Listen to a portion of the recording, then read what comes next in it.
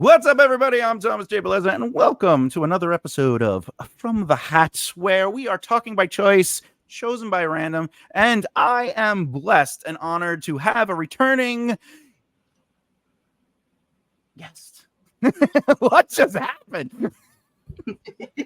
Eva, everybody, Eva Dramatica, welcome back. Thanks for having me again, Tom. Hey, I appreciate it. I also like the fact that we chose somehow to wear the same outfit from the last time we did the episode. It was just it's crazy how that works. You just caught me right on laundry week, and mere coincidence, I assure you. But let's get right to it. As always, we choose from the hat, and I just so happen to have one. We're getting pretty low with these numbers, though, I'll be honest with you. We've done a couple shows already. So, Eva, just let me know. Say when. Say when. And stop. Okay. Uh-oh. 14. Ooh, that's my birthday. That is 14. Not this month, though, right? No, December. That's what I was going to say. You're a Sagittarius, aren't you? Yeah. I know. That's why we get along. Because I'm an Aries, you're a Sagittarius. Fire sign things. Yep. Number 14 says... Oh, I messed that up. Ooh. The human race and our true ethnicity. Ooh, interesting. All right. Let's see what this has to do. All right. In humanity, if humanity originated in Africa, then we are all essentially African. This perspective challenges the conventional notion of race and ethnicity. I'm probably saying that to ethnicity. Ethnicity, right? Yeah. All right. Dyslexia. Anyway, so the notion of race and ethnicity, urging us to reconsider how we define cultural and genetic heritage.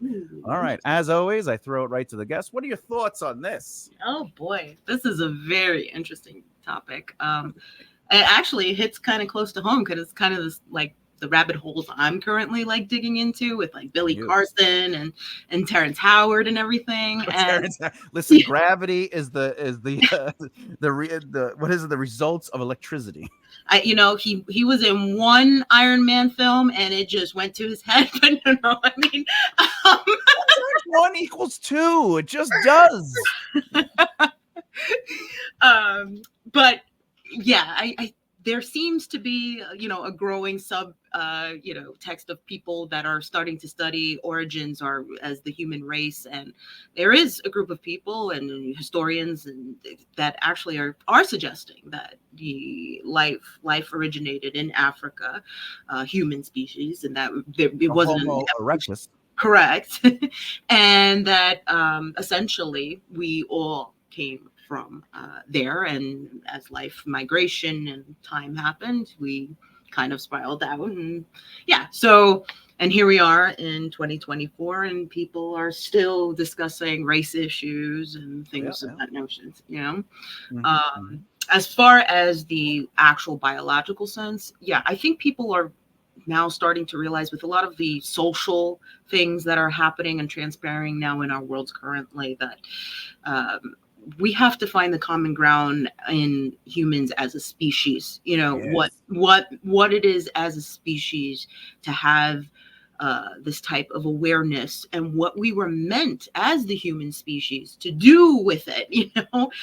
Instead, I feel like we've grown into this kind of weird vindictive loop of social constructs that affect or deride us from our true purpose, which is some sort of recognition that we are a species, and maybe we can evolve at some point. Yeah, it went from legal segregation to emotional segregation. Exactly. And the thing is, even if we go back far enough, really it's not even Africa, it's Pangea. Right. And it's just the area that we eventually, somebody in our modern time, have conceded to the fact that it's called Africa as a continent, which isn't even necessarily populated by only what we would consider black people, because there are Egyptians, there are English people that are now generations deep into being South Africans, and so there is a mix of people, and you don't call Egyptians African Americans. No. You call them Egyptians, but they are indeed from Africa, and there is no actual African country. There's only South Africa, which is mostly primarily not what we would consider African. Right. And but with that statement, this is not about culture. This conversation is not about culture. For anyone listening, Yes. Culture is something that is formed in pockets of humanity based on their lifestyles, their beliefs, their religions, their customs. Culture is not defined by race. For example, you could be adopted at birth before, directly after being born, and adopted into China culture, even if you're from New Hampshire, and you will be born and raised into that culture. You most likely will have the quintessential accent because of the dialect. You will have, but people might look at you and say, well, you're white, and that's insulting, and you're like, they grew up here. Like, all intents and purposes, they are Chinese, right? Yeah, right, culturally. Yeah. But when it comes to the human race and the true ethnicity, ethnicity, ethnicity, oh yeah, ethnicity. Man, it took me forever to learn specific. I'll be honest with you.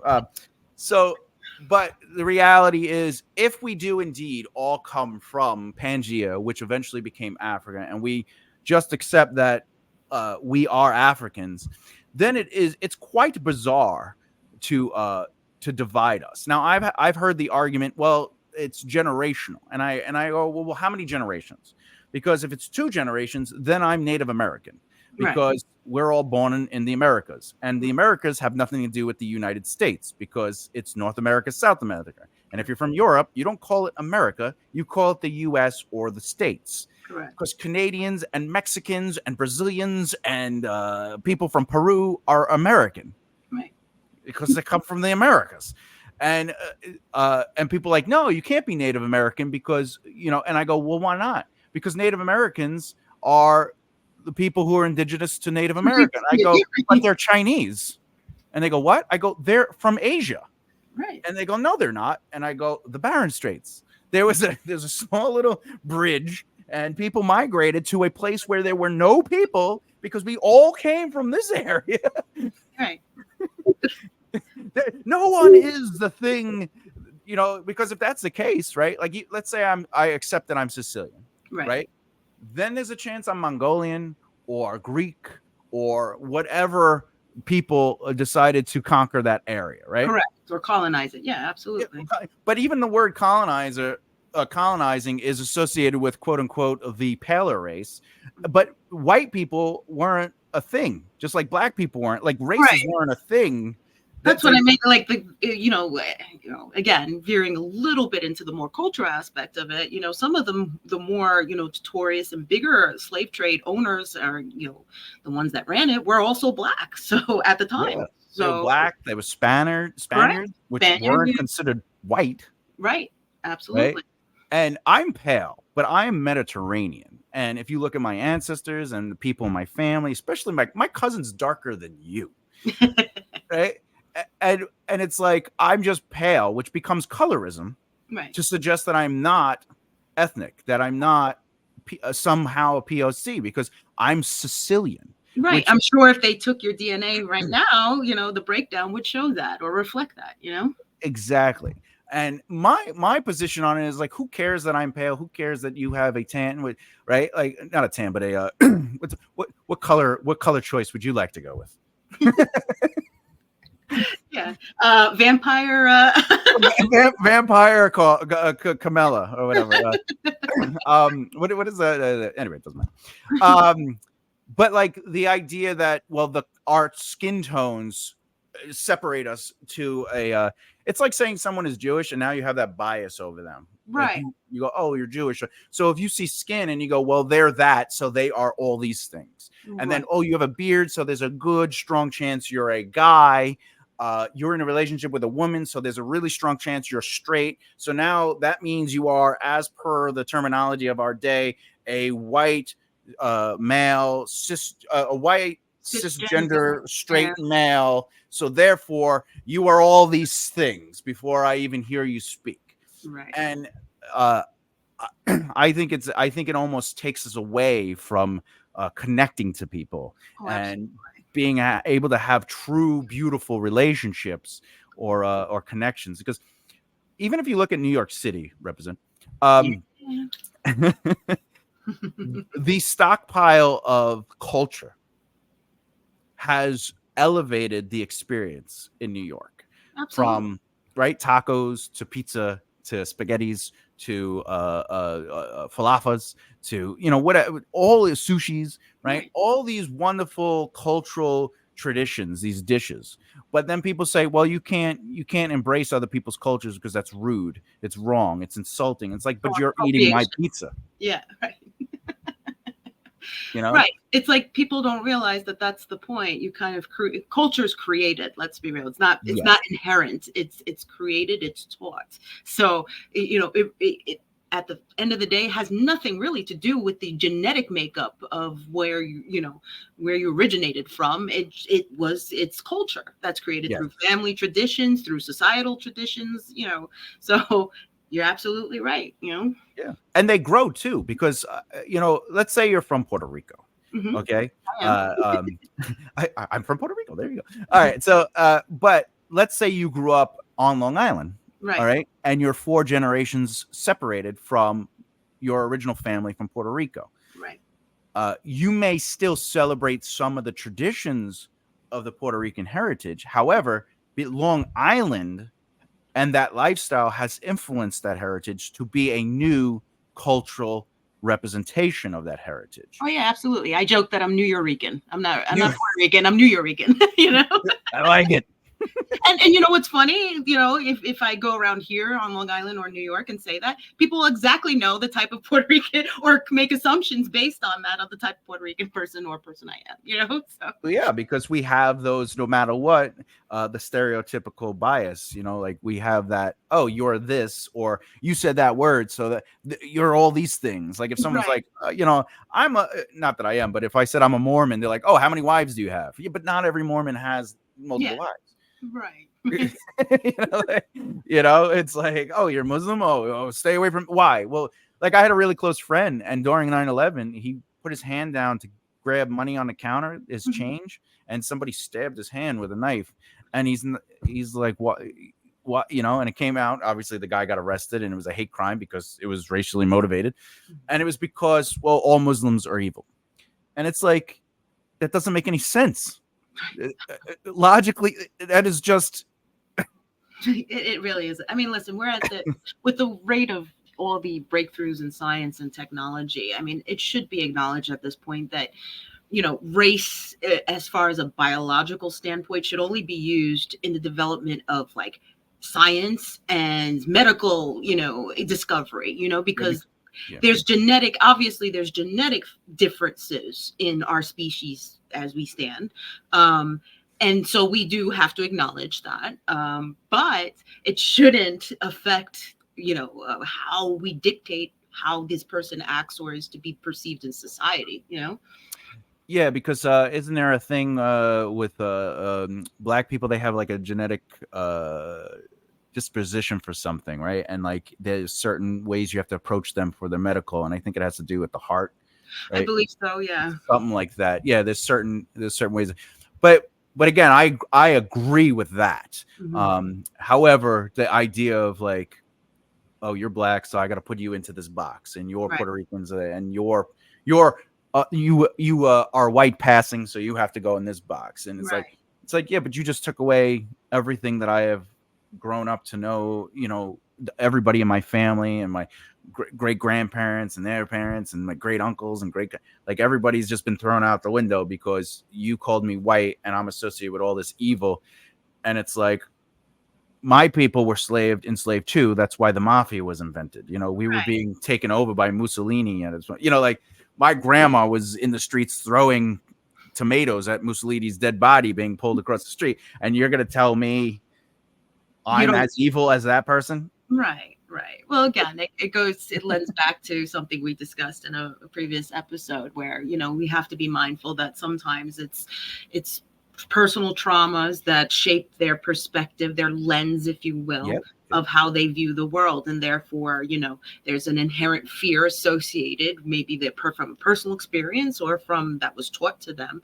I think a lot of the way our society functions is based on fear-based belief. Yes. You don't understand something, you're taught to fear it, and therefore it allows you to almost not see the similarities between us as the species, and then it becomes a racial thing, a gender thing, or a personality thing, Yeah, and when it comes down to it, even though I believe we are all African, or in the most simplistic, we're Earthlings, right? So I always write Earthling on my paperwork, and they get mad at me, and I go, I'm not changing it. I'm not gonna. I am nothing but an Earthling. Right. Like, borders are fake. Like, they have changed throughout the centuries, and they continue to change even in our time. Right. Russia was a thing, and so was the Soviet Union, and it's the same landmass. The Ukraine was a part of the Soviet Union at one time or another, and they're not.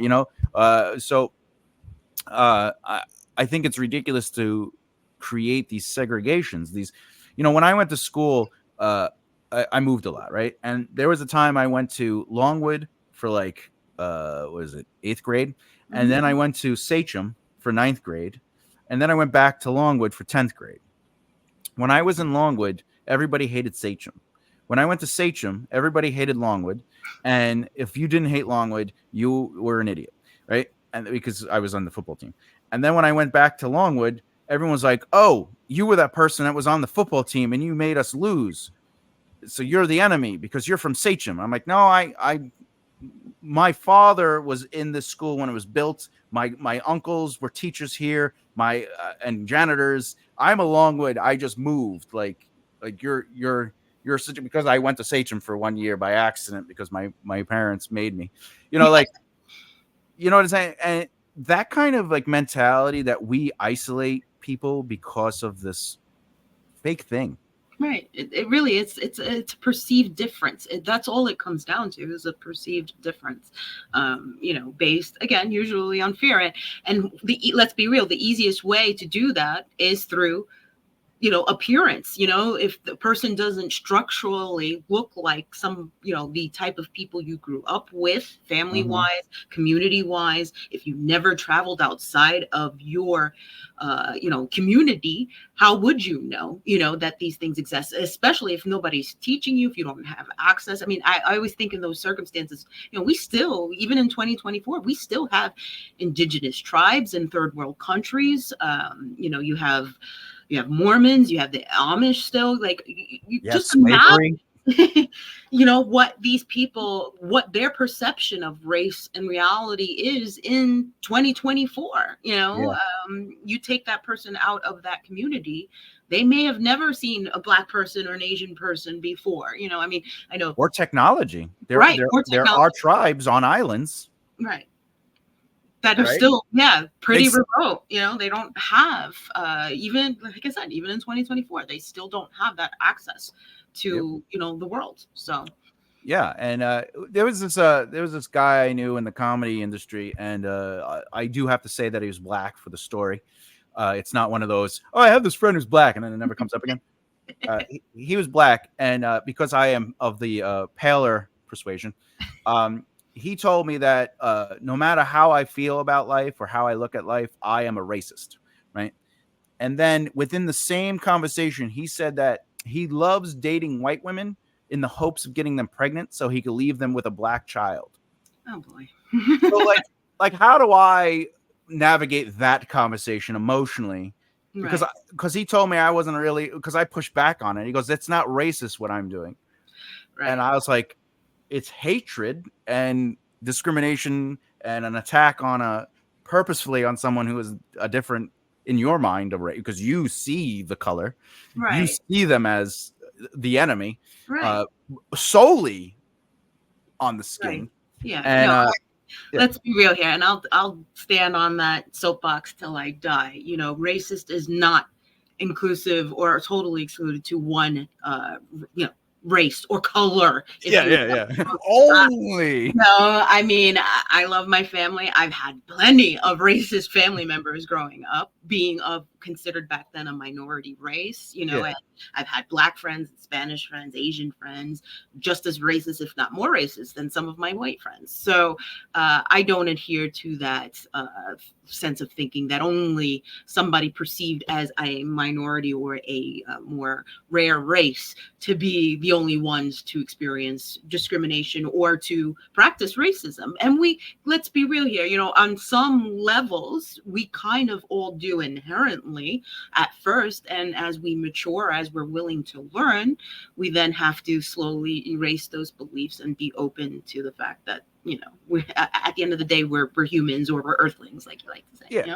And I would almost push back that, like, I also believe that having a thought that is racist, as in, like, if you make a joke that, like, if I make an Italian joke, right, hey, there's this Italian guy, and he was in a hotel, and he went down to the maitre d', and he's like, hey, I need somebody put the sheets on the bed. And they're like, what do you mean somebody crapped on your bed? No, sheets. They put sheets on the bed.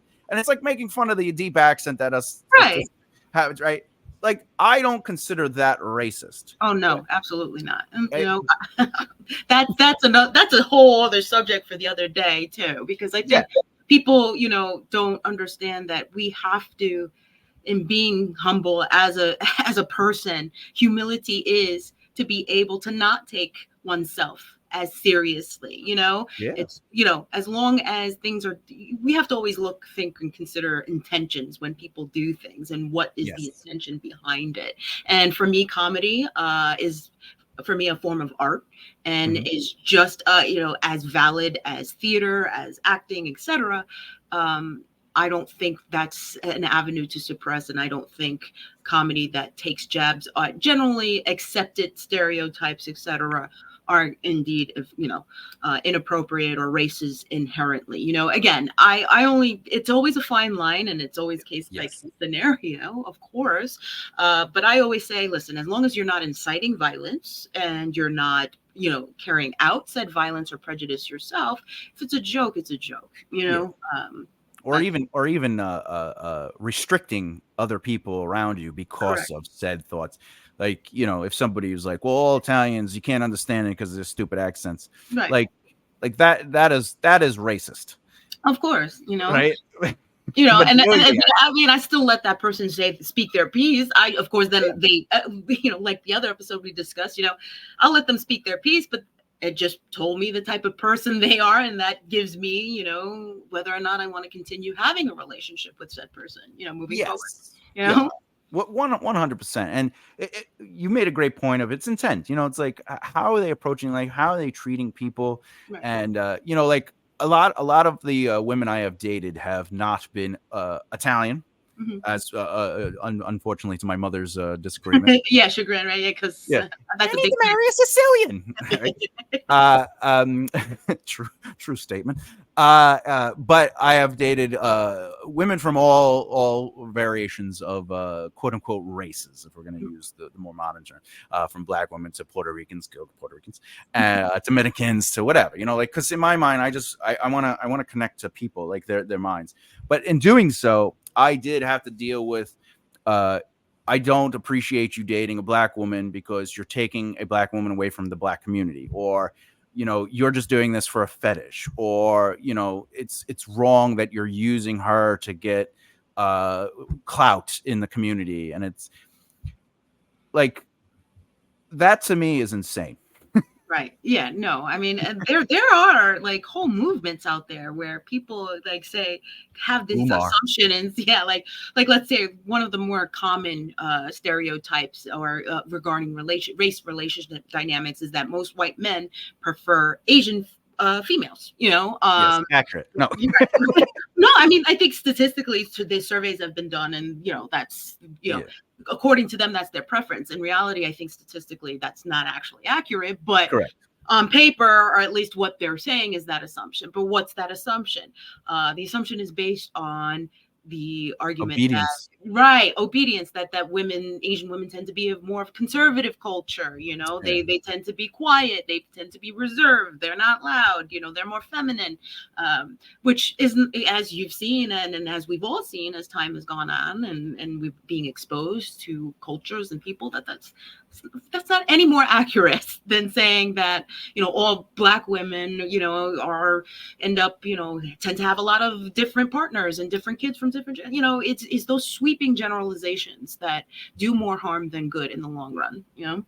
Yeah, I was trying to I was hanging out with a Chinese woman, and you know, we were like friends, but you know, we were going on dates, and she wasn't obedient, and she was outspoken. She knew what she wanted. She was loud. She was, but loud in a good way. Like she I appreciate loud.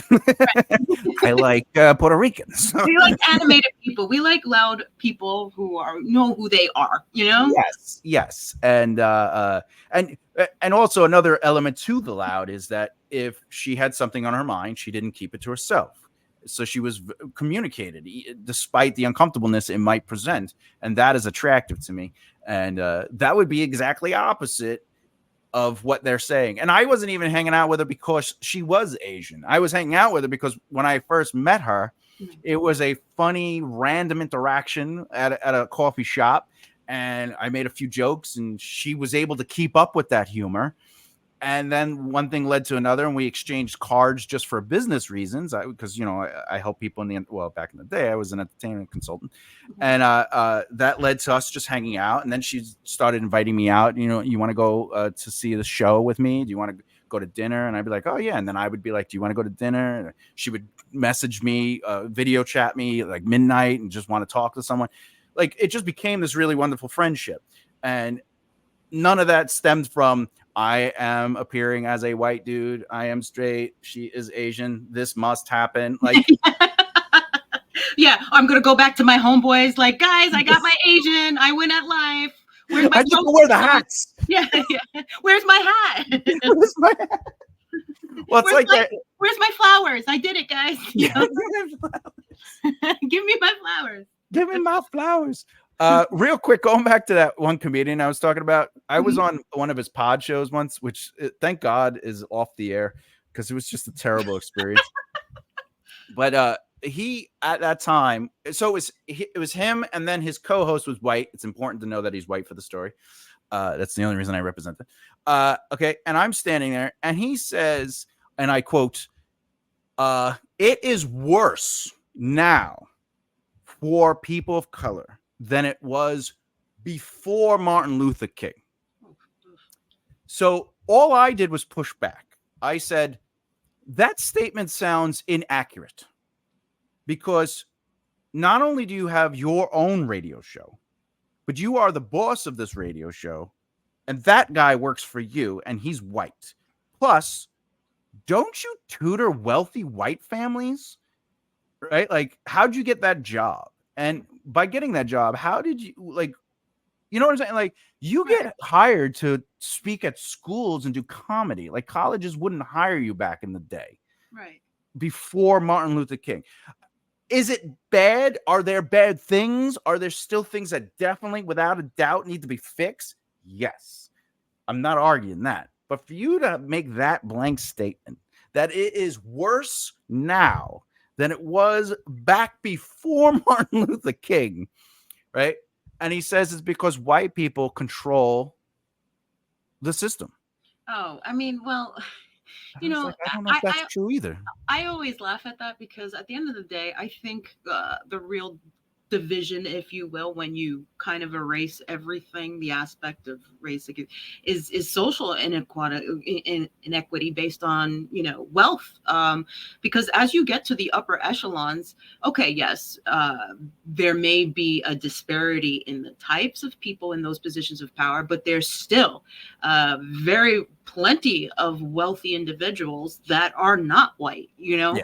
and are treated, as, equals among their peers because of their wealth. Now, I mean, that person at the end of the day may still have their racial biases at the end of the day, but they're more than willing to do business with them, to parade them down as their Yep. colleagues, etc. Why? Because at the end of the day, it's their wealth that allows them to be in the club, and really doesn't have anything to do with race, Yeah, that's a great point. Wealth definitely has a strong argument for being the divider beyond race, because I don't think people say Oprah Winfrey can't go in a restaurant. Right, exactly. I'm sure, maybe in her childhood and until she reached her level of success, but now Because of Martin Luther King time.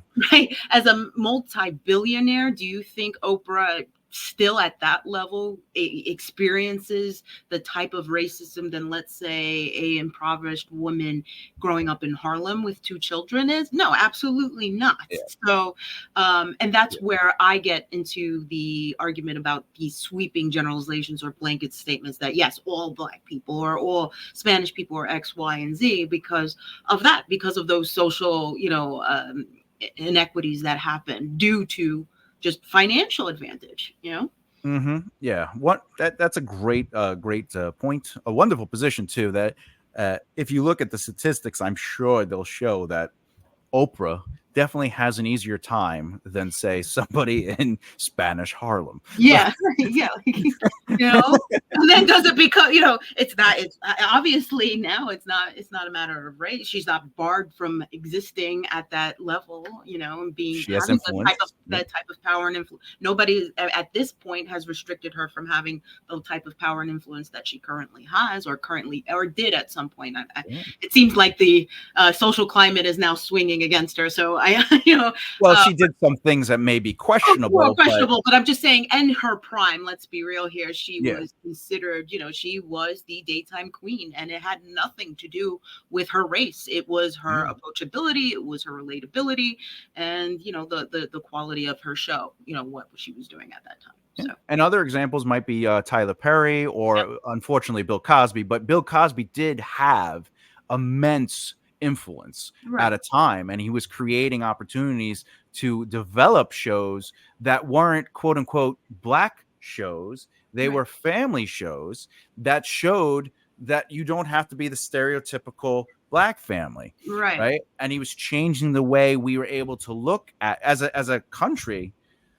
And just for the record, I don't support Bill Cosby and his methods, but the things he did to influence the change in the way we look, because of him, we got shows like The Fresh Prince of Bel-Air. We got shows like A Different World. We got there was another show he did where it was just him and I can't remember the actress's name, but she played Mrs. Huxtable. They played a husband-wife duo again in another show, and it was just showing like a really nice variation of, because what were the shows when you looked at Black shows, right?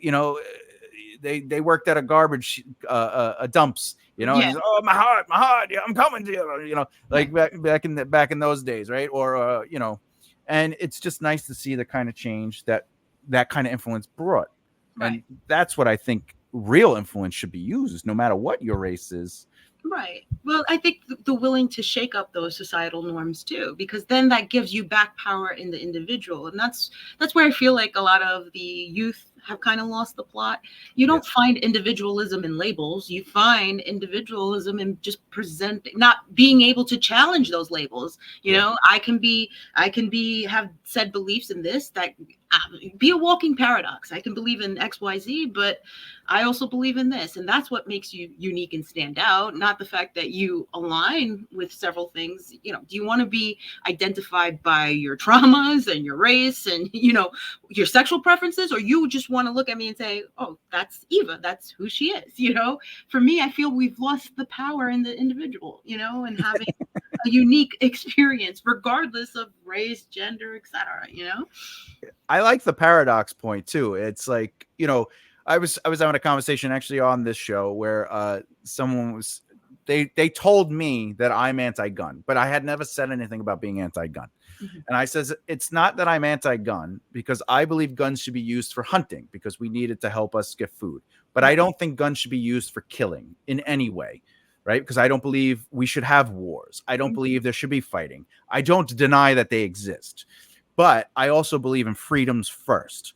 So people should have the freedom to do it, but there should also be consequences for doing things that disrupt the two major importances. Do not physically go out of your way to hurt people, and do not infringe on other people's freedoms. And if your efforts are your freedoms that you have infringe on other people or hurt people, then you activate those two things. So just don't hurt people and don't bother people. And so if you own guns, own them. What do I care? But if you start going around shooting people, you're messing up one of the two main reasons we exist. It's the silent contract. You don't hurt me, I don't hurt you. You want to have barbecue and eat your meat, fine. But if this vegan doesn't, fine. But don't bother each other about it.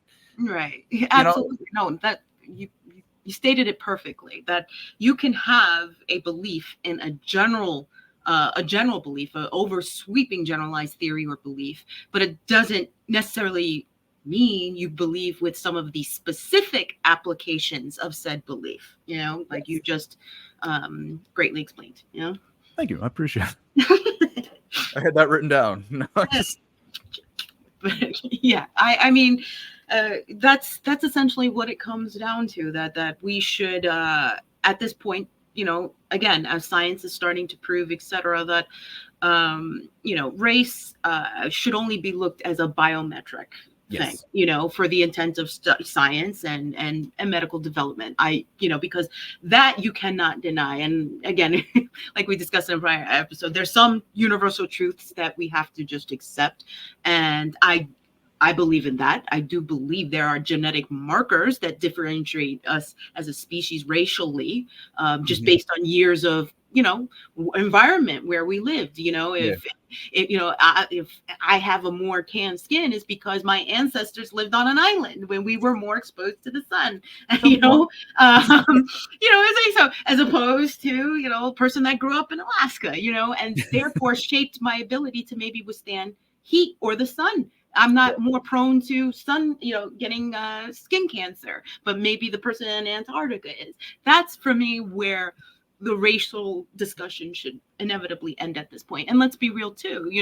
The fact is, we've gone through so many now decades of assimilation and us being able to marry and procreate outside of our race, that we're kind of all meshing as it is. Which is nice. Exactly. I mean, who knows what our landscape will look like in the next, 20, 30 years as we keep doing this. There really won't be a way besides an actual DNA test to maybe actually determine what a person's true race is at the end of the day.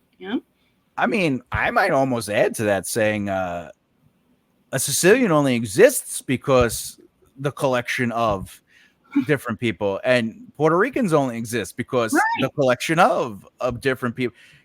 Like black people aren't really black people. They exist because all the people before them that got together and decided to do the sex formed a specific person, and then that person had specific genetic markers that made that human. And then that human decided to go with another human that had specific genetic markers, right? And over time, they became whatever they became. But even today, the idea that, like let's say you and I magically got together, God forbid. Are you manifesting that, Thomas? No. No. A beautiful woman. Why would I want to be with a beautiful, smart, strong, intellectual, powerful woman that makes things happen by making things happen? Strong will, influences and elevates our friends and family. Has great love. There's no interest. I'm flattered. Gotcha, Gil. Why would you want to be with this beard? But if you and I were together and we had a child or children, right? Because we probably would do a lot of stuff. that kid would still just be continuing the reality. It wouldn't be you're with a Sicilian and I'm with a Puerto Rican. We are with the collection of whatever came before us, and not just 5 generations. Everyone going back to Africa, and then everyone going back to before the Homo erectus. There was another variation of the human species that we know today. Right? We are a collection of evolution. So when people are like, oh, you had a child with a Puerto Rican and you had a child with a Sicilian. No, I didn't. Like, if you took our genetic, I had a child with my husband, yes. I mean, you know, like, people are weird. Yes. Yeah. That's why when my mom was like, why aren't you marrying Sicilians? And I go, I mean, we are connected to the black people, like, you know, like we literally have black people in our tree, you know, like, why are you upset I'm with a black woman, you know? Not that she was upset, but you know, she would have been more happy if I maintain, because mostly, and this is the part I do understand when you get to the smaller communities, is cultural continuance. Like, they're like, we want to keep the cultural continuance, you know, like if I marry another Sicilian, there's a very strong argument that we will continue the Italian culture. But for me, I didn't. Like, I don't live like an Italian. You know what I'm saying? Like, I live like a person. I happen to love pizza, but hey, I'm from New York. It has nothing to do with that. I'm sure. It's probably more the reason why you're into pizza. Well, my first job was, I did work for 4 years at a pizzeria. That was my first job. A Sicilian man gave me a Sicilian job. You know what I'm saying? Like, he was like, and my boss was Sicilian, and I learned Italian, which really was Sicilian. So when I went to school and learned Italian, I was learning 2 different Italians because they were 2 different dialects. And then my family spoke a different kind of Italian because we also have family from Belize, which is more the mainland, but don't tell anyone, because we're like Jews, where if your mother is Sicilian, you're Sicilian. So if your mother's Jewish, you're Jewish. Right. Okay. So that's how, like, in the they don't really do that in the mafia anymore because it's not as prevalent as it was. But it was originally, if you have a Sicilian mother, you're Sicilian, right? So, you know, I get it, like the cultural element of it, but I don't celebrate that culture. You know, I not that I wouldn't, like, you know, obviously if I went to my aunts and uncles, or if I still had my grandparents home, I wouldn't be like, no. Right, no, absolutely. you know, but well, it's like me, like the average, you know, at least within my family, etc., you know, they were raised mostly as Christian or Catholic, and I don't particularly ascribe to those beliefs anymore. You know, I was raised that way, but in my life I don't. So then that's not something that's associated with race. It's just, you know, how me as an individual came to, you know, evolve, so to speak. So, but it is a cultural thing. I mean, even with Sicilians, Catholics, we're traditionally Catholics, right? And you know, that is cultural. And I mean, where is the you know, where's the Pope? You know, Rome. Where's Rome? Italy, right? So like, we're forced to be like, now you have to worship the God through the Pope, you know, and it's like, no, I don't want to. And I am not a Catholic or a Christian, right? Right. So to your point, that's really what's happening with our times and our generation, right? Even though we're very young still. Yeah, right. Don't put us in the nursing home yet, Thomas, please. Yeah.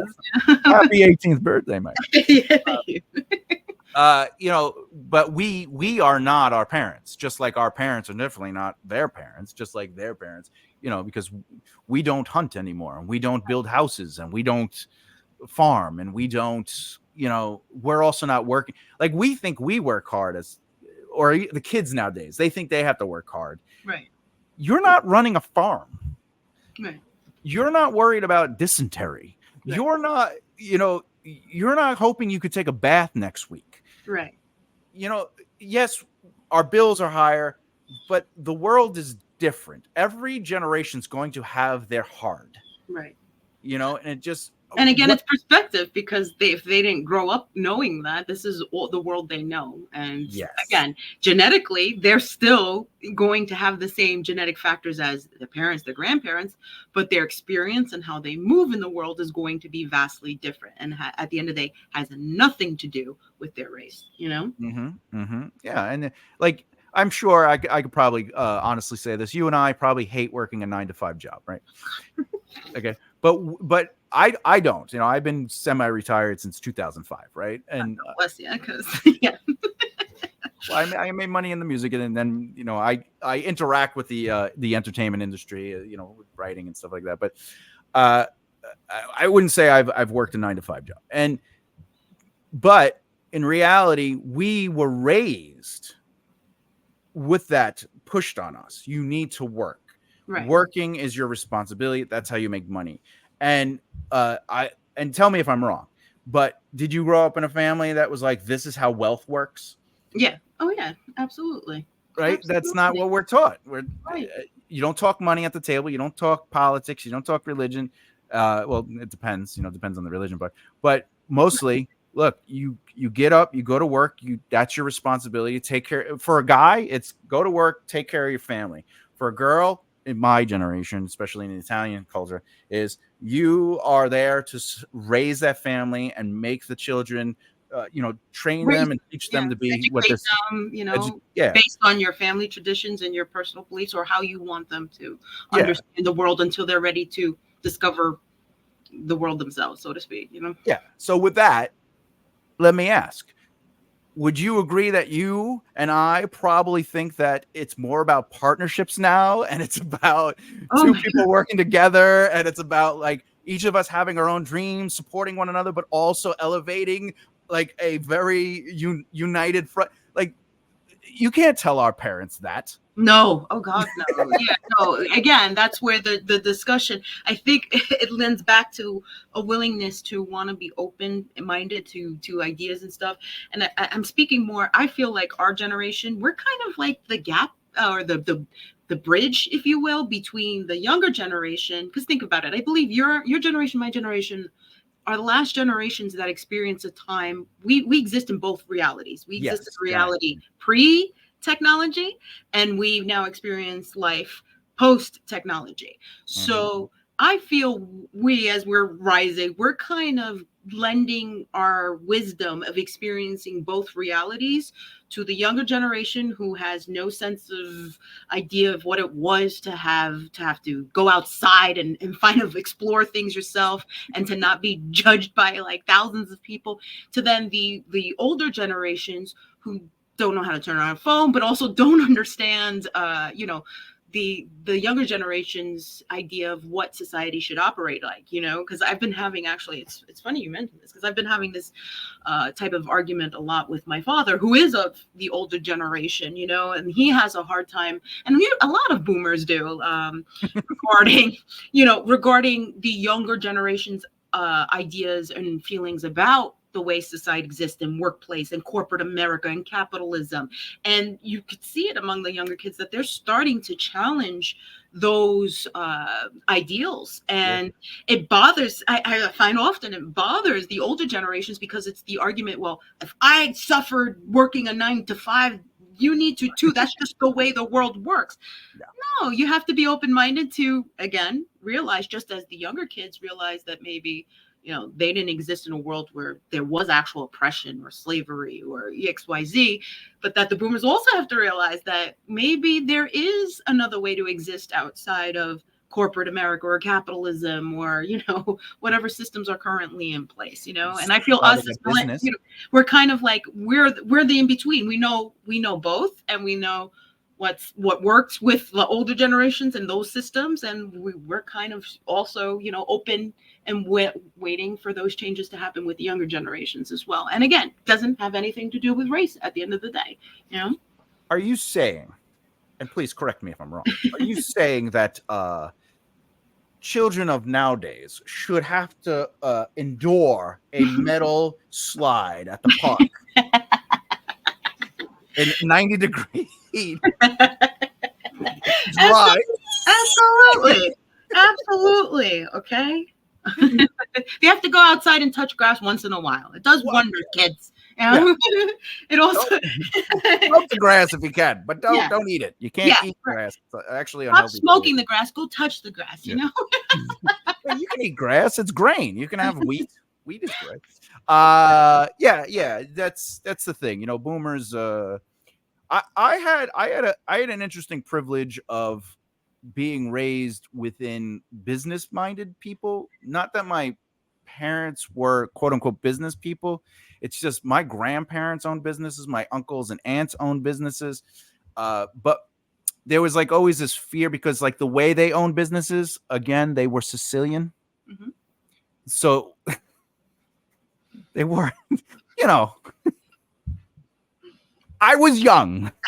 I just see lots of money, big wads of money coming out, and I think, oh, wow, I want to own a business. Yeah, you know, my grandfather used to leave $200-$300 tips, you know, and I was like, that's crazy.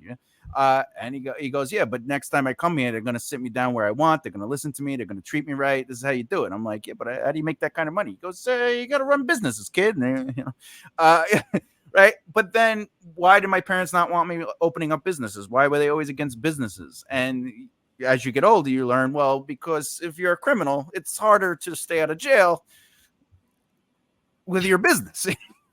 Right. But, you know, my whole life was always about trying to start businesses. And obviously I ended up starting, you know, I had a theater, I had my consultant company, I had my music company. You know. I remember that all way back when, MySpace days. Your short films and stuff. I remember that. My silly short films. Yeah. Make a left right here. Yep. That still exists. You can go there. You'll see all my writing stuff now. But do you have what it takes to make a right left here? Do you, punk? Thanks for watching that stuff. I appreciate that. There's a lot of stuff I said on those videos where I'm not going to delete it, but just know everything I say when it comes to entertainment is just me being stupid. I do not have like this, even this, you're not really learning my perspectives on things per se. It's just, we're just having a conversation. But like some people like, I don't know if you should be keeping that video up. I'm like, it's you. I mean, at the end of the day, like that's the other thing too. People are with cancel culture and what do they call this? I think it's called like our social archaeology, where you go through a person's social media history and you find something to be upset about, you know, and you know. I always have such a problem with that because it's like we've all said stupid shit. We've all have had hot takes and put it out there, you know, and you know, we're allowed to change, but it doesn't mean we have to erase that either. You know, I'd be more inclined or to respect somebody that owns up to it. Like, hey, yeah, I had that there. The way I operated back then. It's me, you know. I said that. Yeah. But again, it comes down to intent. You know, am I saying things to be mean? Am I saying things to prove a point? Or am I saying things just to be stupid, you know, or just to be funny, or just to maybe get people to think, you know, because sometimes you want to say stuff that sounds pretty deep. Prolific. And no, I was just a sad emo girl on DeviantArt. It wasn't that deep. You know? There's nothing sad about you, if I may say. Nothing sad about you. I'm just saying, like, you know, sometimes people want to read into everything. Like, listen, you know, different time period that it wasn't that deep. Yeah. It was more, you know, dressing up and everything. It was great. It was good times. Good times. Yeah. I think when it comes to that though, like cancel culture and stuff like that, or even the idea of like what we say, what we do, like we still have to be able to kind of talk and find out what works and what doesn't work, just as an art form, just as a creative endeavor, or even just developing as people. Like, again, what offends somebody isn't necessarily the wrong thing to say, you know, because I've had this conversation many a times with people where they might ask me to not say something or not do something. And then I go, all right, that's fine. But now can I ask you not to say something and do something? And they'll go, well, what do I do or say that bothers you? And I go, well, because I have a very specific brain, and the way I absorb information and the way I interact with the world and the things I'm seeing, you're only seeing right now. I'm seeing everything you've ever done. And I'm thinking on a way where I'm always looking. I'm not saying the word enlightenment like I am enlightened beyond other people, but my brain is enlightened in a way where like I'm always looking over. It's levels. Yeah, I completely. Yeah. And I tell people, I go, it's 99.9% of what every single person does in this world bothers me. But because I can control my impulses and I'm an adult, it doesn't affect me. Right. those, right? It's two different. You're allowed to do whatever you want until you physically try to hurt me or people I care about, or Right. if you're trying to do what you're doing now, which is stopping me from being able to express myself. Right. Because your feelings are not my way of life. Right. And feelings aren't reality. That's the biggest thing at the end of the day. We've kind of conflated that Would with you marry me? Oh my God. But I'm just saying, at the end of the day, conflating emotions with ideology is dangerous, and I think Yes. that's the problem right now in our society. If anything going on right now in our government is any indication, it's feelings over, again, reality, and using things like going, because we really we really went off the deep end here on this one, but relating back to race, that it doesn't, those things don't have anything at its core to do with the genetic racial factor. It's just easier. I think what it is that it's just easier to make those differences, or single out those differences based on the idea of race. But ultimately, it's about control. It's about being able to say, this is why I belong up here and you belong down here. And this is your area, Spanish Harlem. It's called Spanish Harlem for a reason. You need to stay there. And Levittown, only white wealthy Jewish people can be in Levittown. And because there was a time when there was a contract you had to sign just to move into Levittown. And I disagree with that contract just as much as I disagree with the idea that not anyone can move in. Like, why can't I move to Spanish Harlem? And if I do move there, why do I feel uncomfortable? Or why am I, it shouldn't be like that. We should be able to. And similarly, in antiquated, traditions too, that they could only marry within their own ethnicity. It goes both ways. More societally, on a grand scheme right now, the main discourse seems to be white against everybody else. But here too, it's from a more, then you run into the more toxic family traditions, such as things of marrying within your own race, or producing offspring within your own race, things of that nature. Again, it goes both ways. Or tithings in a marriage. Oh, so what am I getting if I marry this person? Right. Or being ascribed to a religion based upon the ethnicity, that the person would have to convert to Judaism in order to marry somebody who's Jewish, or something of that nature. Again, those are those things that we've built actual belief systems around, that ultimately have nothing to do with the actual genetic factors of race. Those are reasons why I never got married or had kids, because of the religion and because of the way you raise a child. Because every single person that was somebody that I could potentially see myself being married with came down to, we have to baptize our child. And I'm like, but you're not even a practicing Christian or Catholic. Yeah, but my parents would appreciate it. But they're not going to be here long enough to raise the child. Right. Or they're not going to be around 24. Like, my way is educate the child. Well, obviously, when they're children, you let their mechanics, the way they move and think and touch things, and like you give them stuff to kind of stimulate them.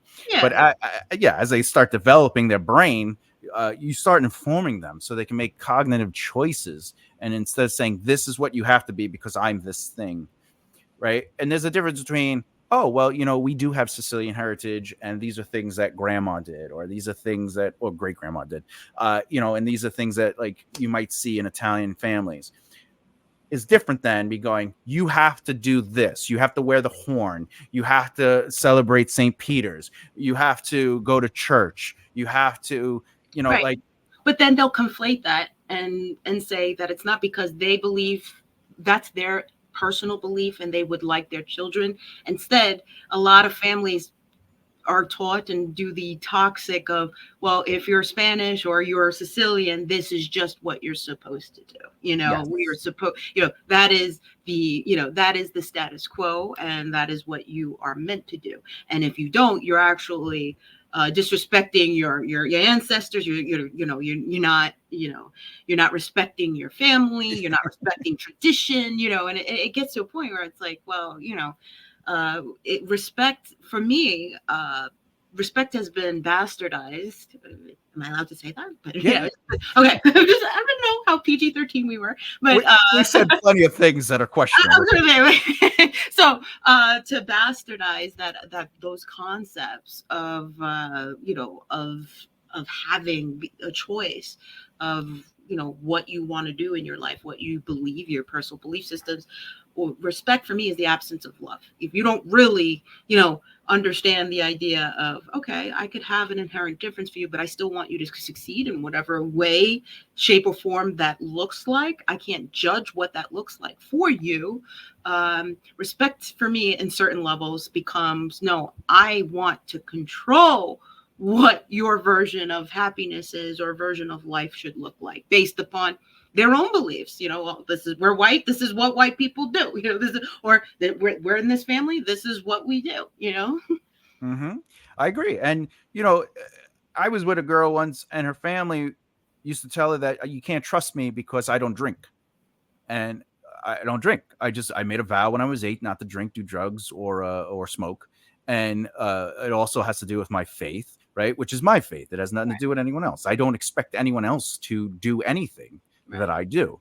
And to be with a woman and their family, like basically just be like, he's controlling because he doesn't want you to drink. And I never, ever, ever said you shouldn't drink. But every time I was offered a drink, I say I don't want to drink. And then they would make her start feeling like, well, because he doesn't drink, you can't drink, which means he's trying to get you to stop drinking. And you're like, well, why do I have to drink? And they're like, well, because we're Irish and, Irish people drink. And I go, no, people drink. It just so happens you're Irish. Right. But drinking isn't your, you know what I'm saying? Like that, me not drinking doesn't change your daughter drinking. Like she can drink. And they're like, yeah, but then why do you make us feel uncomfortable? I don't think that has anything to do with me. I am not standing in the room with the intention of, how do I make these people uncomfortable today? I know I won't drink because they're just doing shot after shot after shot at Jägermeister.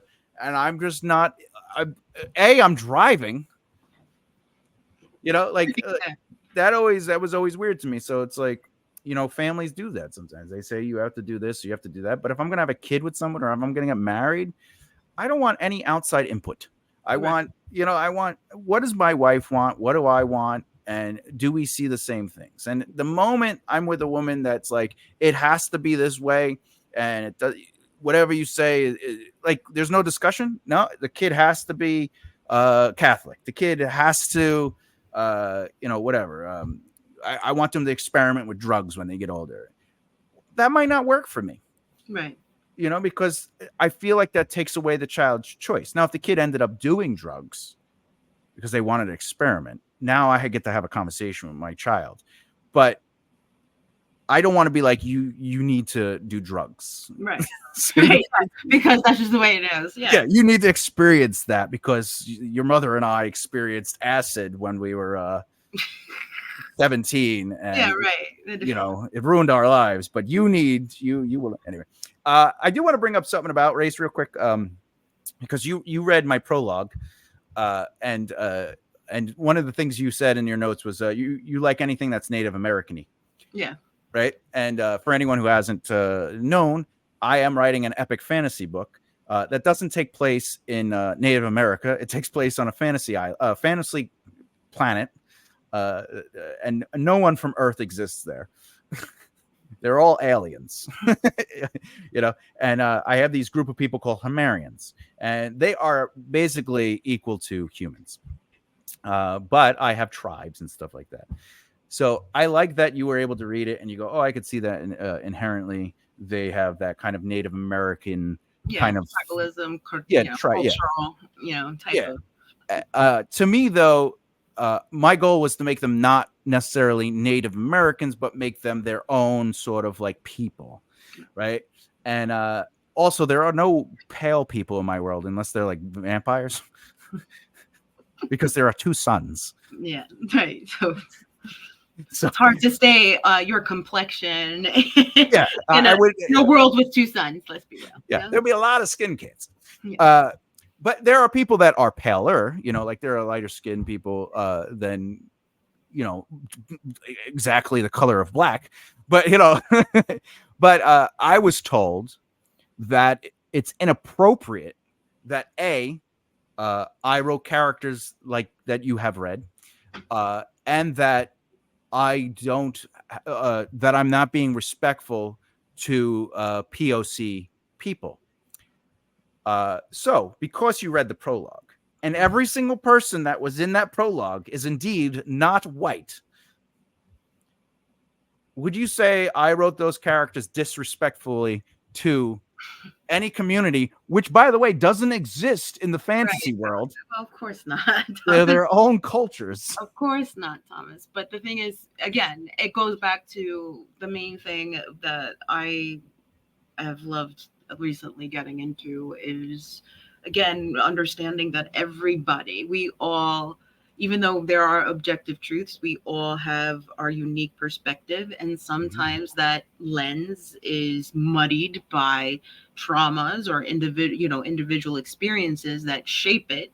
So if a person is already insecure about either their race, who they are as a person, or not confident in who they are as a person, they will project that out and see themselves in anything that really has nothing to do with them, including your work. The look about it.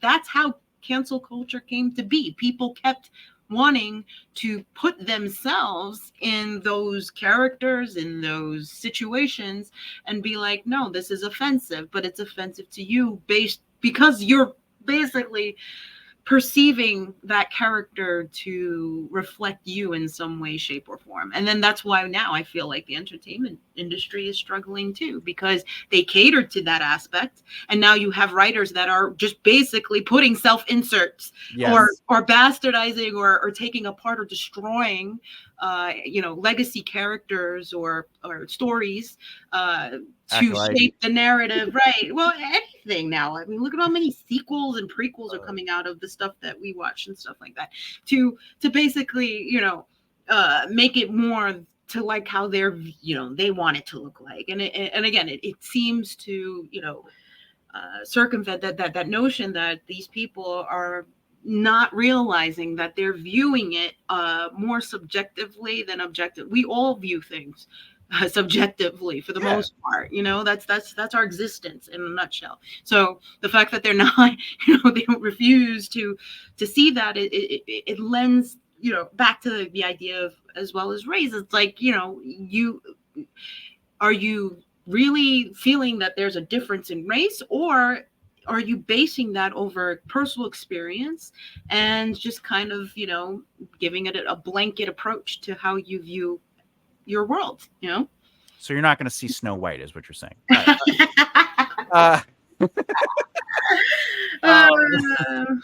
No, I agree with you. And, sometimes when I try to approach conversations, especially when someone brings up something as mundane as our original episode, where flat Earth, it's like I try to approach it with the objective discussion and not the subjective discussion. So like if religion's being discussed, I take mine out of it. That's why I don't talk about my religion, because it's not important for anyone else. It's just for me. Right. It literally does not matter what I believe, as long as my behavior is showing who I am. Correct. Right. And so I can talk about religion, but I will talk about it with the objective understanding of the facts. For example, the Pope is in Rome. Right. So that's not subjective. Right.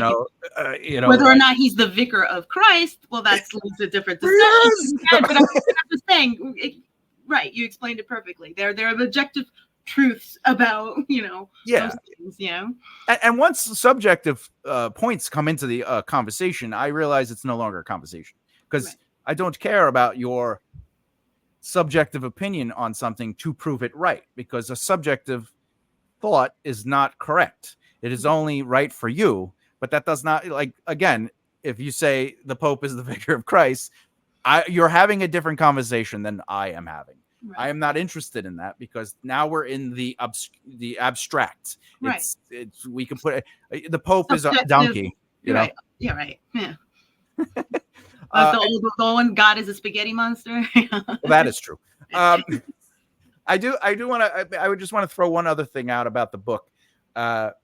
There was another woman came over, not over to my house, but into a discussion, and she stated that men should never write female characters. Okay, not at the level you're thinking, not where you're like, oh, the protagonist is a woman, a man shouldn't write that. No, she was saying that men specifically, and I quote, white straight men should not write women at all. Okay, let me ask you something. You've only read the prologue. How well do I depict women in my book? I mean, they're fantastic. They have, they have complex emotions and feelings, but they're also badasses.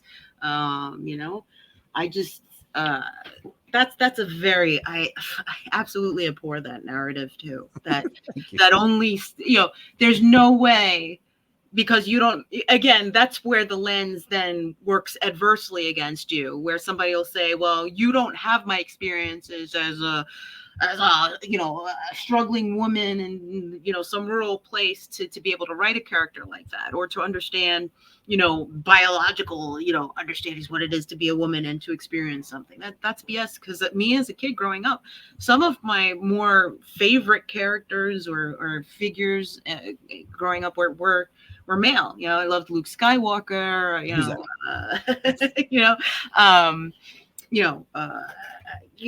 Gambit. The X-Men were, and again, they were female X-Men, but they were male X-Men, right? Like Gambit and Rogue. But now they're going to be called mutants. Yeah, John Wick. I'm just saying, like, they're characters that, regardless, and then there were female characters that were written, like Ripley and Alien, who loved, Lara Croft, that were written by male characters, and maybe designed more for the male gaze, that I absolutely loved.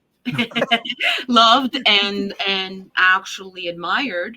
And it wasn't necessarily the fact that they had a similar experience to me, or people have gotten so into their own heads that unless the outside mirrors the inside exactly, like, I think we've kind of gotten in reverse, that we say, okay, the outside has to match me, and it's like you have to fix yourself first and then the outside will, and it's like, no, you have to bow to me and my idea, my experiences. And it's like, no, the beauty of us as human race, etc., is to be able to find commonality. And a hero's journey can be experienced by anybody. It may not look the same, and it may not be described the same or felt the same way, but it's an archetype that any person can relate to, and that's the thing that I think people have forgotten. They've gotten too much into the specifics instead of the overall arcing thing, where it's like, okay, this is about a person that experiences a loss in the family, and then a loss of a loved one, and then a romance, etc. No, it's the hero's journey. However that looks, it's on a bigger scale. It's the hero's journey broken down into a more specific experience. But no, I could still relate to the hero's journey, the loss, the comeuppance, but how it looks like is irrelevant. It just gives me that inspiration to realize, oh, I can relate to wanting to experience something like that. And you look great as Lara Croft, just to put it out. If anyone have ever seen her cosplay. Yeah, I haven't done that one in a long ass time.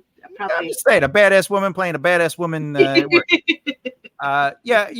that, and I've said it many a time, especially on the Right Mindset channel, when it comes to writing, it's like, if you approach a character as a thing first, there's nothing interesting about that. There's no story. Like, if I'm like, they are a guy or they are a girl, and I go, but they are a CEO, and they're really wealthy, and nothing messes with them, that's still not interesting yet.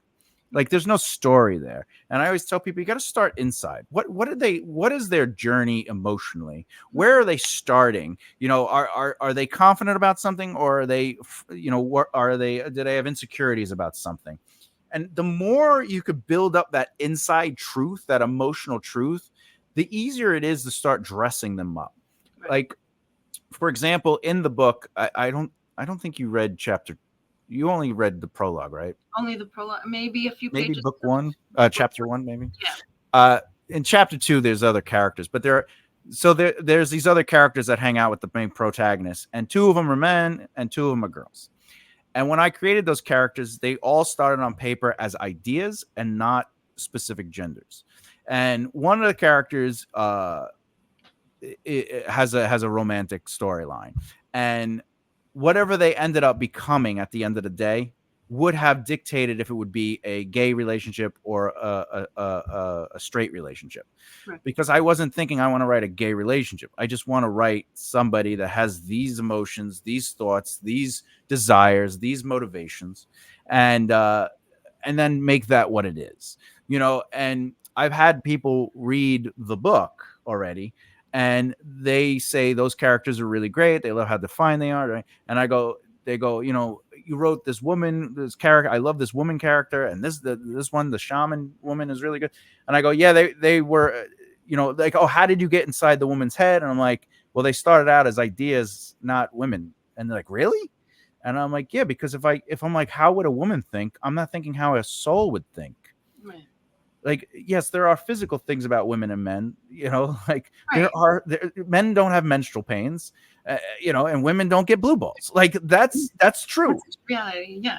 Well, the thing is too, if you're creating, and then you're creating a non-human character, then it makes sense to not write the character from a specific lens, you know. Yes. A character, you know, your character can have both aspects because they're not even human to begin with, you know. They can experience both those challenges, you know. Make for a very interesting character, but you know what I'm saying, like those, you know, you have to come from a lens of not it looking, it starts with the ideas, and Yes. then it could shape into what it is. If you look a lot, you know, of prototypes, artist prototypes for things like video games and a lot of comic book characters and stuff, their original iterations, if you will, are much vastly different than their end products.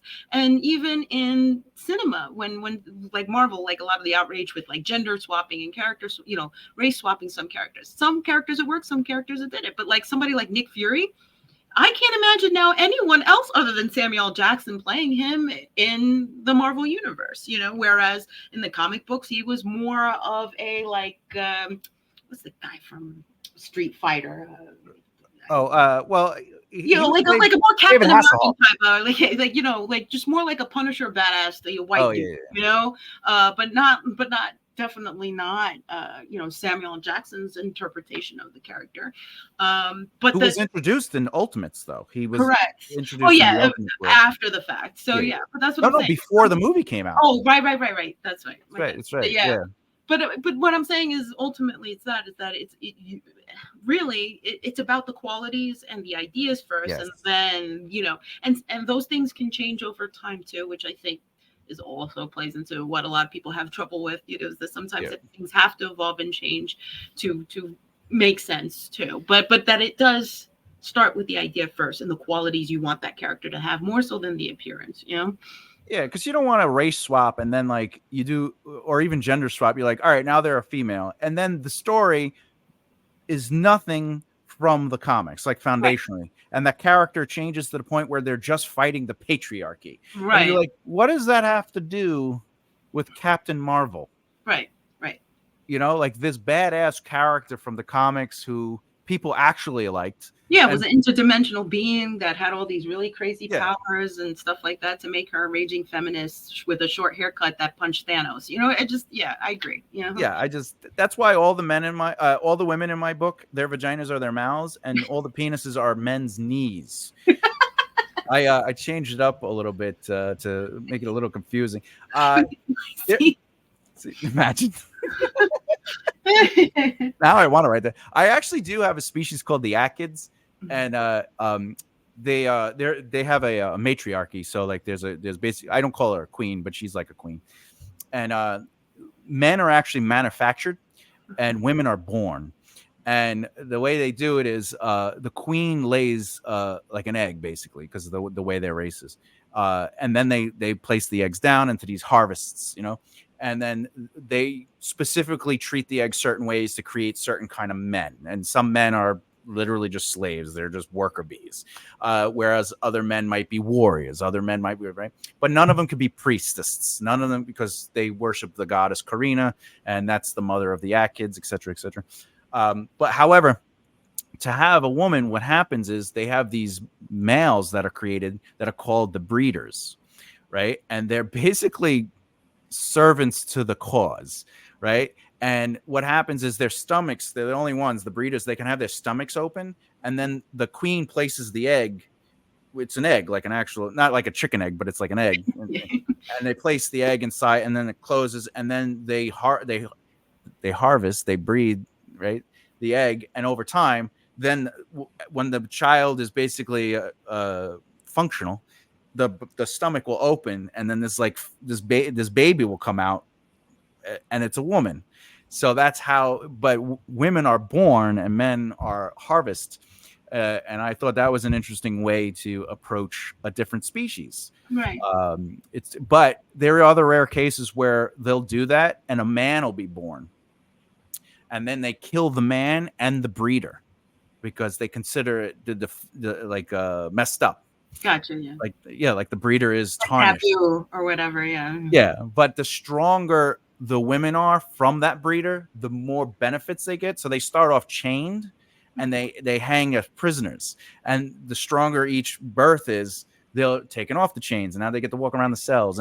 But eventually, some of them become highly rewarded, where they get to live among the queen's basically domicile, and they're part of like this whatchamacallit, harem. But again, they can have sex, but they don't. That's not how they breed. But they are also a species that can breed with all species. Gotcha. Okay. Because they make half breeds that they're trying to basically exterminate all the species by being able to breed them out.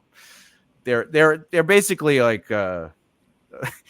they're not an evil race, right? Like, they're not like the drow per se, where they're just inherently evil. Complete, yeah. Yeah, they just have a culture where they are meant to do a very specific thing for their queen goddess.